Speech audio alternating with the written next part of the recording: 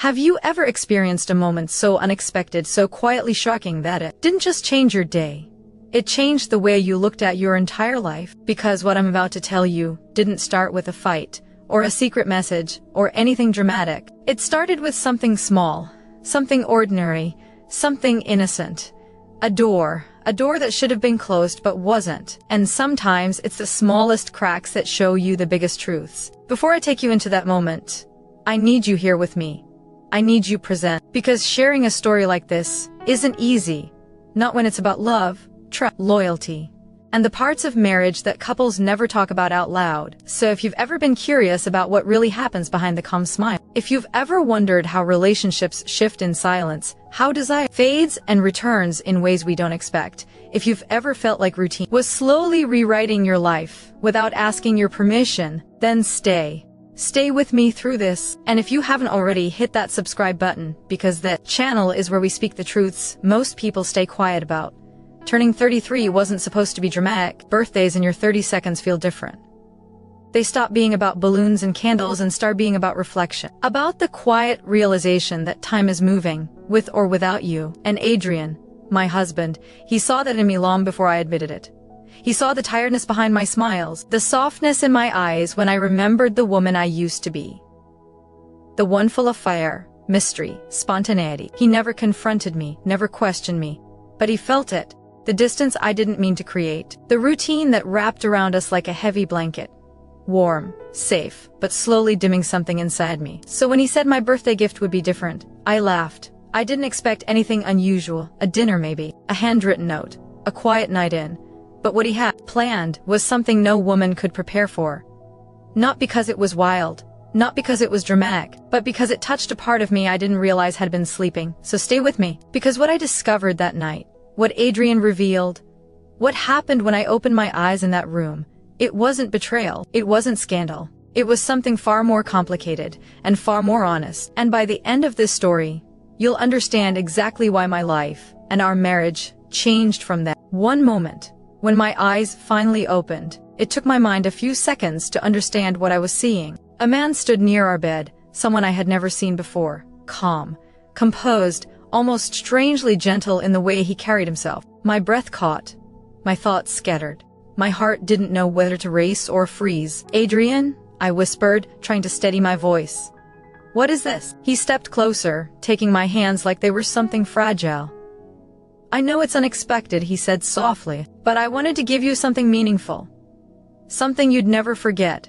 His voice wasn't excited anymore. It was warm, careful, vulnerable. Like he was afraid of the answer I might give. "I don't understand," I told him. Adrian's thumb brushed over my knuckles, a gesture so familiar it grounded me instantly. "I see you," he said quietly. "I see how you carry everything. I see how life has gotten quieter, heavier. I know we love each other deeply, but sometimes you forget who you are. I wanted this night to remind you." I turned to the stranger again. He wasn't staring at me. He wasn't doing anything intrusive. He simply waited, hands gently folded, expression soft and respectful, as if he knew I needed space to breathe. My voice trembled. "Adrian, are you sure this is what you want?" His answer came without hesitation. "I want you to feel appreciated again. I want you to feel seen. I'm right here with you, every step. If you don't feel comfortable, we stop immediately, but I want you to trust me. Just trust me tonight." Something in his eyes broke me open. Not desire, not pressure, just love, raw, unfiltered, steady love. The stranger stepped forward, slowly, stopping at a respectful distance. "May I speak with you?" he asked quietly. I nodded because my voice refused to work. And then, he spoke in a tone so soft it felt like warm hands around a shaking heart. He didn't say anything bold, nothing suggestive, nothing overwhelming. He simply spoke about worth, about value, about the strength I had forgotten I carried. Adrian stayed beside me, his hand brushing mine, each touch a reminder. "I'm here. You're safe. You're not alone." The stranger's words flowed like calm water over a restless mind. "You are still vibrant," he said gently. "You are still strong. You are still someone worthy of being cherished." No one had spoken to me like that in years, not because Adrian didn't love me, but because real life is loud, routine is heavy, and marriages settle into quiet rhythms, where words become whispers instead of melodies. We talked, all three of us, soft voices blending into something warm, and unexpectedly healing. Adrian's voice was thick with emotion when he leaned close and whispered, "You are incredible. I have always believed that. I just wanted you to remember it too." Tears blurred my vision, not from sadness, but from something I hadn't felt in a long time, being truly, deeply seen. The stranger offered gentle encouragement, helping me speak about fears I had buried. The words came out halting at first, then slowly, like a dam loosening after years of pressure. My doubts, my insecurities, my longing to still feel alive in a world that kept changing faster than I did. Both of them listened, Adrian with love, the stranger with patient understanding. No judgment, no tension, just presence. And somewhere in that quiet, something shifted inside me. Not passion, not desire, but peace. A release I didn't know I needed. The kind of emotional exhale that makes your shoulders drop and your heart beat slow. A moment of stillness where everything makes sense without needing to be explained. We didn't say much after that, just sat together in silence, surrounded by a warmth that felt almost sacred. When I finally drifted into sleep, it wasn't dramatic or heavy. It was quiet. The kind of rest that comes only after you've let something inside you unclench for the first time in years. And when morning arrived, soft sunlight slipped through the curtains, warming the room in slow gold. For a few seconds I lay still, unsure if the night before had been real, or just a strange dream born from exhaustion and turning 33. But then I felt it. Adrian's arm around my waist, his breath slow and steady against the back of my shoulder. The unmistakable weight of his presence, familiar, grounding, safe. I turned slightly, expecting the strangeness of the previous night to hit me like a shockwave, but instead, I felt calm, unexpectedly calm. The stranger was gone, no trace of him, no evidence of anything unusual except the lingering softness in my chest, like someone had gently rearranged the emotional furniture inside me. Adrian stirred, eyes opening slowly, still warm with that boyish tenderness he never lost. "Hey," he whispered, just one word, but it carried everything. Love, worry, hope, relief. I didn't speak. I just looked at him, studying the lines of his face, the sincerity in his eyes, the quiet bravery of a man who did something so unusual because he cared too deeply to let us fade into routine. "Happy birthday," he murmured, brushing his thumb across my cheek.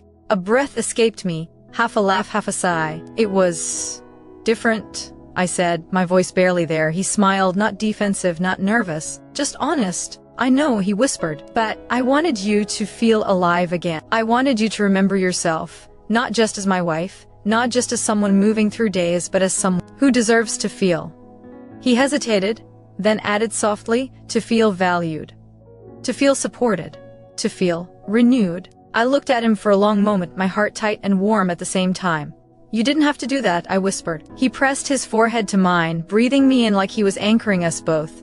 "I wanted to," he said, "because you're my whole world. And sometimes even the strongest people need someone to remind them who they are." I felt tears well up again, not from confusion, not from fear, but from gratitude. Real, deep gratitude. The kind you feel when someone loves you not just in the easy ways, but in the brave ones. He pulled me closer, and for a while, we just lay there, no rush, no pressure, no words, just the soft rhythm of two people who had rediscovered something they didn't know they had lost. Later, as I sat up in bed, letting the morning light wash over me, the memory of the night before floated back in pieces. The gentle voice, the affirmations, the strange emotional warmth that had settled between us like a soft glow. It wasn't wild, it wasn't romantic, it wasn't even physical. It was healing, a kind of emotional reset button neither of us had known how to push on our own. Adrian watched me quietly, studying my expression as if trying to read every thought I wasn't saying out loud. "Was it too much?" he asked finally. I shook my head. "No," I whispered. "It was exactly what it needed to be." He exhaled like a weight had slid off his chest. "I just wanted you to feel seen again," he said. I reached for his hand, lacing our fingers together. "I did," I told him, "and that might be the greatest gift you've ever given me." And in that moment, in that simple morning glow, I realized something. Sometimes love isn't about grand gestures or fiery passion. Sometimes it's about the courage to face the quiet places, the courage to heal parts of each other that no one else sees, the courage to be vulnerable, even when it feels strange or scary. Adrian had given me something unexpected. Not the stranger, not the night, but a deeper understanding of us, of our bond, of our trust, of the quiet love that had always been there waiting to be noticed again. I inhaled slowly, letting the warmth settle. "Thank you," I whispered, and I meant every word. Adrian squeezed my hand gently, as if anchoring himself in that moment. He looked at me with an expression I hadn't seen in a long time, a mixture of relief, hope, and something deeply protective. The morning light softened the room, making everything feel unreal, like we were suspended in a small pocket of time before reality could catch up. I leaned back against the headboard, letting out a long breath I didn't realize I'd been holding. My body felt lighter, my thoughts clearer, not broken, not confused, just open. Adrian sat beside me, watching my face the way someone watches a sunrise. Patiently, softly, afraid to blink in case the moment disappeared. "What are you thinking?" he finally asked. I took a moment to answer. Not because I was unsure, but because I wanted to choose the right words, honest words. "I'm thinking," I began slowly, "that last night wasn't what I expected. At all. And yes, it scared me for a moment, but it also made me see something I hadn't seen in myself for a long time." He tilted his head slightly, listening the way he always did, fully, without interruption. I realized, I continued, that somewhere along the way I got so used to taking care of everything, so used to being steady, being responsible, being the calm one, that I forgot how to let someone take care of me. His eyes softened instantly. "That's exactly what I felt," he whispered. "You've been carrying so much, and I didn't know how to help you anymore. I didn't know how to show you that you still matter, that you're still special." The word hung between us like a warm cloud. Special. It had been so long since I felt that way. Not because of him, but because routine has a way of dimming even the brightest parts of who we are. I looked down at our intertwined fingers, my thumb brushing over his knuckles. "You did help me," I said quietly, in a way I never expected. He swallowed, emotions building behind his eyes.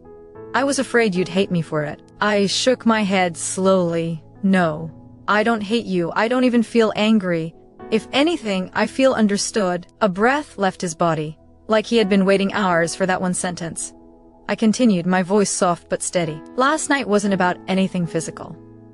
It wasn't about replacing something or fixing something broken. It was about reminding me that I am more than the roles I play every day. More than a wife. More than a routine. More than someone who just moves through life quietly." Adrian shifted closer, cupping my cheek with a gentleness that made my throat tighten. "You're so much more than that," he murmured. "You've always been." The sincerity in his voice made tears slip down my cheeks without warning. They weren't tears of sadness, they were tears of being seen. Fully, completely, without filters or expectations. Adrian wiped them away carefully, his fingers trembling just a little. "I thought bringing someone in would show you something I couldn't express with words," he said.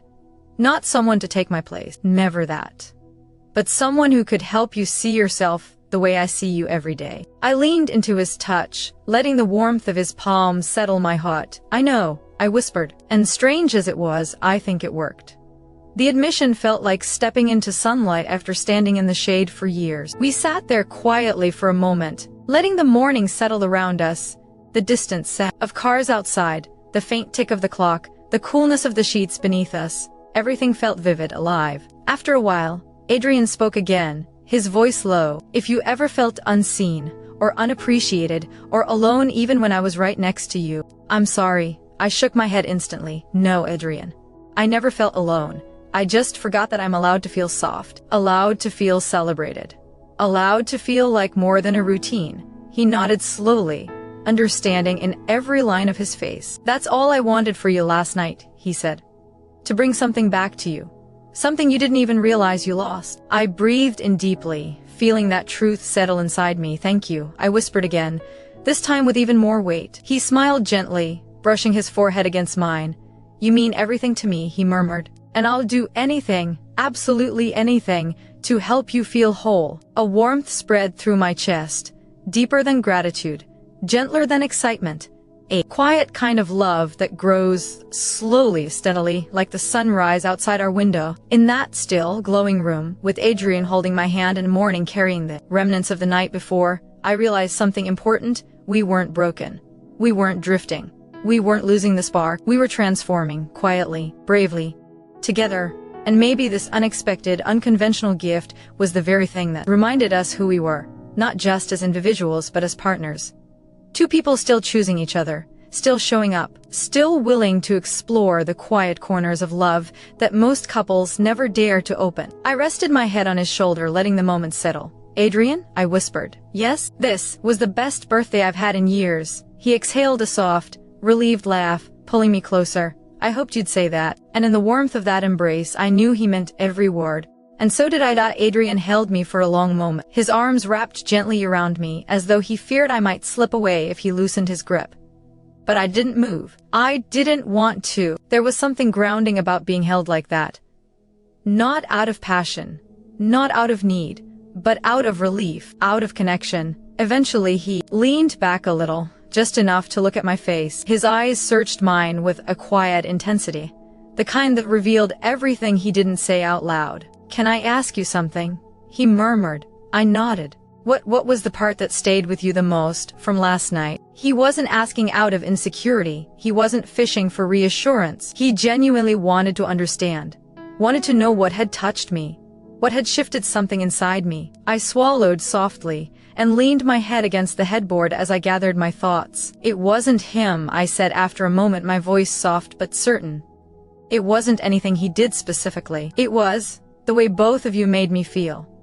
Adrian's brows lifted slightly, inviting me to keep going. I didn't realize how long it's been since I actually heard words meant for me. Words that weren't just daily check-ins or practical conversations. Words about who I am, about my heart, my strength, my softness. I looked down at our joined hands and traced a small circle on the back of his thumb. When he spoke, I continued. It felt like he was holding up a mirror to parts of myself I'd let grow quiet. "And when you spoke," my voice wavered. "It felt like you were reminding me that you never stopped seeing me, even when I stopped seeing myself." A deep, emotional silence filled the room. Adrian's jaw tensed for a brief second, not out of anger, but from the tenderness of the moment, the weight of it. "I didn't want you to forget who you are," he whispered, "and I didn't want our life to feel like something you were just moving through."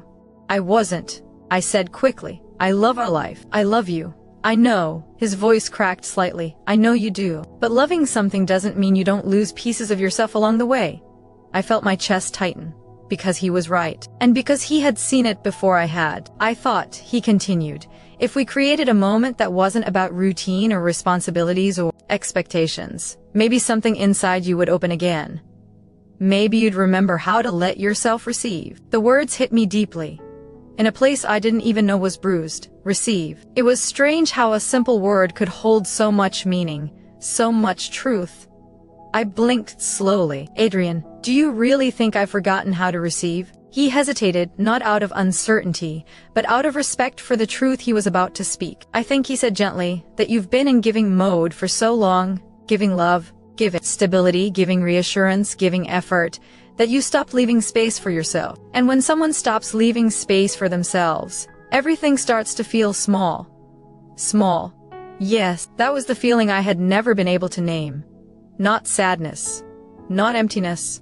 Just smallness. I exhaled shakily, a realization settling into me like warm sunlight spreading across skin. "Well," I whispered, "last night didn't feel small." He nodded, his eyes softening again. "That's all I wanted." We sat in silence for a moment, letting the truth breathe between us, letting the morning stretch gently around the edges of the room. After a while I looked at him again, studying the man who had loved me quietly for years, the man who knew my rhythms, my silences, my fears, my boundaries, even the ones I didn't say out loud. "Were you nervous?" I asked softly. He let out a breath that sounded like a half smile, half confession. "Terrified." I blinked. "Really?" He laughed under his breath. I kept thinking, what if she doesn't understand? What if she feels betrayed? What if this breaks something instead of repairing it? I reached up and rested my hand on his cheek. "Nothing broke," I whispered. "If anything, something healed." His eyes glistened, not with tears but with something deeper, a mixture of devotion and relief and profound love. "I'm glad," he murmured. "More than you know." He pulled my hand into his lap and held it between both of his, warming it gently. "And I want you to understand something," he added slowly. "Last night wasn't about pushing boundaries. It wasn't about wanting something new. It wasn't about changing us."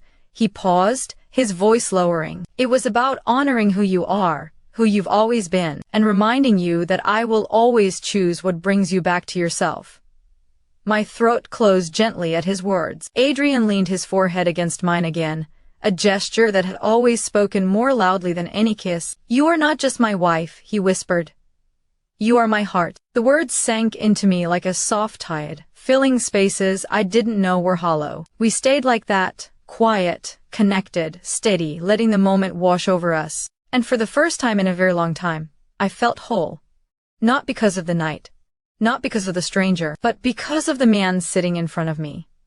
Because he understood that love is not just about holding on tightly. Sometimes it's about creating a space for the other person to breathe again. And in that stillness, in the warmth of his hands and the gentleness of his gaze, I realized something simple but powerful. This wasn't the end of anything. It was the beginning. A new chapter. A deeper connection. A fresh understanding of what it meant to love and be loved. Fully. The moment I opened my eyes, everything in me went quiet. It wasn't the room. It wasn't the candles. It wasn't even the gift. It was the way he was looking at me. Adrian stood there with this expression. A mix of pride, nervousness, and something deeper. Something I hadn't seen in years. It felt like he wasn't just looking at his wife. He was looking at the woman he fell in love with. The woman he still believed I was, even on the days I forgot how to believe it myself. I noticed the way his chest rose, like he'd been holding his breath the entire time I walked in. I noticed the way his fingers trembled slightly, even though he tried to hide it. I noticed how his eyes softened in a way that made every part of me feel seen. It wasn't the dress he'd chosen for me that took my breath away. It was the intention behind it. The unspoken message he had stitched into the moment. He wasn't trying to impress me. He wasn't trying to fix something. He wasn't trying to spark something new. He was trying to remind me of something I had quietly abandoned, without even noticing. I touched the fabric gently, feeling the weight of the moment, and whispered, "Why this? Why tonight?" He didn't answer right away. He just walked closer. Slow, steady, almost hesitant. Like he didn't want to overwhelm me. Then he said something so simple, yet it cut straight through every wall I had built around myself. "Because you stopped realizing how beautiful you are." I didn't expect that. Not from him. Not in that tone. Not with that level of sincerity. For a second, I forgot how to breathe. He continued softly, "You give everything, to everyone. To work, to the house, to responsibilities, to routines, to the version of life we had to build. But somewhere along the way, you forgot the part of you that used to glow just by existing. And I missed that light. Not for me, for you." I felt my throat tighten, because he was right. Not in a dramatic, life-shattering way, but in a quiet truth I had avoided. I had faded into roles: wife, worker, planner, caretaker, and I wore them so tightly that the woman underneath had almost disappeared. He reached out, lifting my chin gently. No rush, no pressure, just presence. "You turned 33 today," he whispered. "Not older, just more you. And I wanted your gift to be a reminder that you're not supposed to shrink as you grow. You're supposed to expand. You're supposed to feel alive." And just like that, the room wasn't a room anymore. It was a moment, a reset, a quiet awakening. I looked at him, really looked at him. And for the first time in a long time, I didn't see the man who had become familiar. I saw the man who once made my heart race with nothing but a glance. I stepped closer. He didn't move. I placed my hand over his, and in a voice barely above a breath, I said, "Then show me, remind me, help me become her again." He smiled, not wide, not dramatic, but with that deep, genuine softness that only comes from love that has survived time, routine, storms, and silence. And in that moment I realized the truth. Sometimes the biggest gifts are not wrapped. Sometimes they're not bought. Sometimes they're not even planned. Sometimes the greatest gifts are the moments that make you feel like you've come home to yourself again.